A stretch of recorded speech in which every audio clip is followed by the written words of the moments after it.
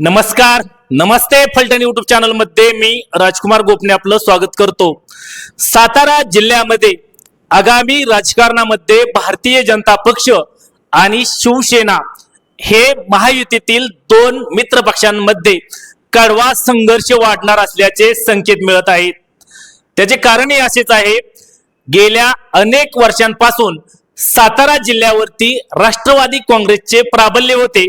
मात्र मागच्या विधानसभेची निवडणूक असून द्या किंवा स्थानिक स्वराज्य संस्थांच्या निवडणुका यामध्ये आपण पाहिलं तर प्रामुख्याने राज्याच्या सत्तेमध्ये असलेल्या मुख्य पक्ष भारतीय जनता पक्षाची ताकद ही सातत्याने वाढत गेलेली आहे.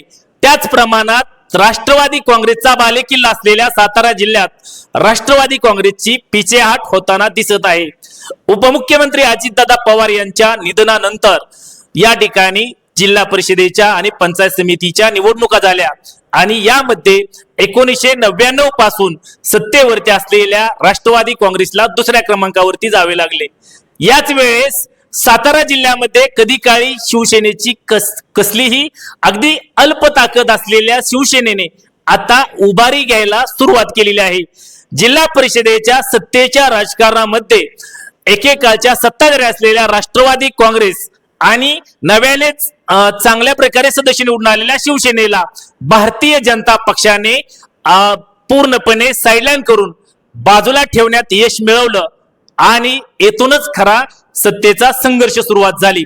उपमुख्यमंत्री एकनाथ शिंदे यांचा जिल्हा असलेल्या सातारा जिल्ह्यामध्ये त्यांनी आता विशेष लक्ष घालायला सुरुवात केलेली आहे. सोलापूर जिल्ह्यातही राज्यसभेची ज्योती वाघमारे यांच्या रूपाने एक जिल्हा परिषद राज्यसभा खासदार देतानाच साताऱ्यामध्येही उपमुख्यमंत्री एकनाथ शिंदे यांनी विशेष लक्ष घालायला सुरुवात केली आहे. यापूर्वीच भारतीय जनता पक्षानेही आपली ताकद चांगलीच वाढवायला सुरुवात केल्यापासून आणि आता नव्यानेच शिवसेनेने ताकद लक्ष घालायला सुरुवात केल्यानंतर उपमुख्यमंत्री एकनाथ शिंदेंनी लक्ष घालायला सुरुवात केल्यानंतर आगामी काळामध्ये आता भारतीय जनता पक्ष आणि शिवसेना यांच्यामध्ये कडवा संघर्ष होणार असल्याचे संकेत जिल्हा परिषदेच्या अध्यक्ष निवडीच्या वेळेपासून आता जाणवायला लागलेले आहेत. यामुळेच आज दिनांक 20 एप्रिल रोजी आता उपमुख्यमंत्री एकनाथ शिंदे यांची सभा सातारा या ठिकाणी होत आहे. यामध्ये नुकत्याच झालेल्या नगरपालिका असेल, जिल्हा परिषद असेल आणि पंचायत समिती असेल या निवडणुकीत विजय झालेल्या सदस्यांचा सत्कार ठेवलेला आहे. अर्थातच ज्यावेळेस शिवसेनेने आणि राष्ट्रवादी काँग्रेस यांनी जिल्हा परिषद पंचायत समिती एकत्र येऊन लढवली आणि या ठिकाणी सत्तेच्या बेरजेमध्ये बहुमतही मिळवलं. 65 सदस्य संख्या असलेल्या जिल्हा परिषदेमध्ये राष्ट्रवादी काँग्रेसने तब्बल 20 जागा आणि शिवसेनेने 15 जागा या ठिकाणी बहुमत मिळवलं. मात्र भारतीय जनता पक्षाने शेवटपर्यंत सत्ता स्थापन करण्याचा चंग बांधला आणि त्यांनी त्यामध्ये यश मिळवलं. तेव्हापासूनच खऱ्या अर्थाने या दोन पक्षांमध्ये संघर्ष मोठ्या प्रमाणावरती सुरू झालेला आहे आणि याचमुळे आता आगामी काळामध्ये शिवसेना आणि भारतीय जनता पक्ष यांच्यामध्ये कडवा संघर्ष होणार असल्याचे संकेत आता मिळू लागलेले आहेत. आता सध्या तरी कोणत्याही प्रकारच्या निवडणुका नाहीत, केवळ ग्रामपंचायतींच्या निवडणुका आहेत. मात्र 2029 ला होणारी लोकसभा आणि त्यानंतर होणाऱ्या विधानसभेला शिवसेना आणि भारतीय जनता पक्ष यामध्ये काटेकी टक्कर होणार असल्याचे संकेत आतापासूनच जाणवायला लागलेले आहेत.